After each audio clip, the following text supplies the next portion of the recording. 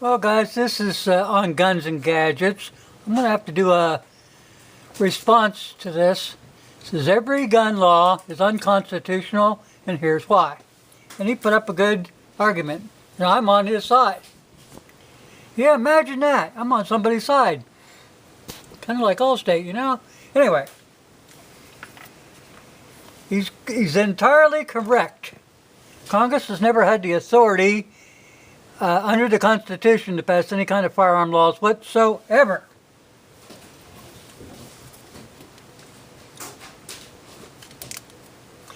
Our framers were for an all-armed American people. They understood that arms are our ultimate defense in the event the federal government oversteps its bounds. Accordingly, the federal government is nowhere in the Constitution granted the authority to abridge, restrict, or infringe in any fashion whatsoever guns or ammunition.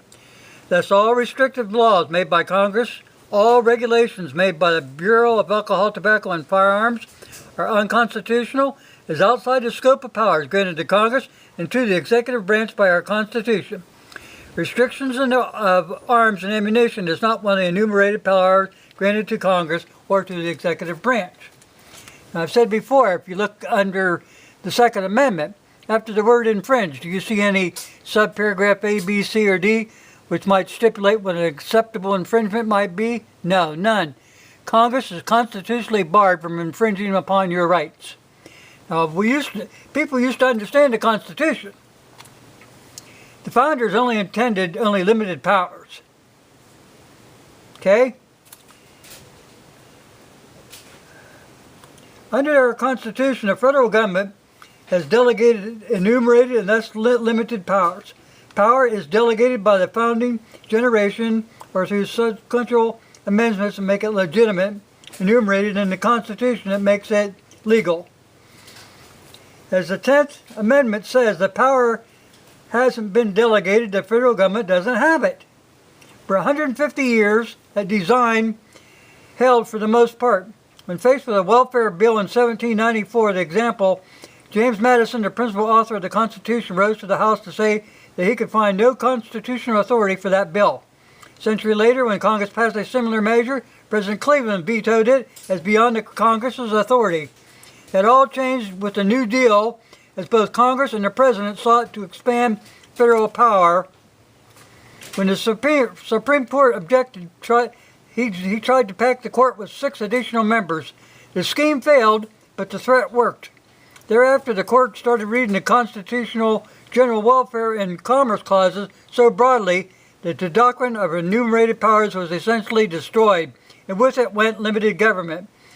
Though those 2 clauses, Congress has created a massive redistribution and regulatory state that surrounds us today. Understand that.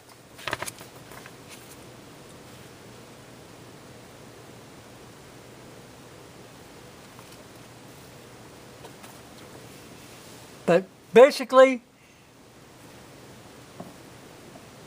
Guns and Gadgets is correct.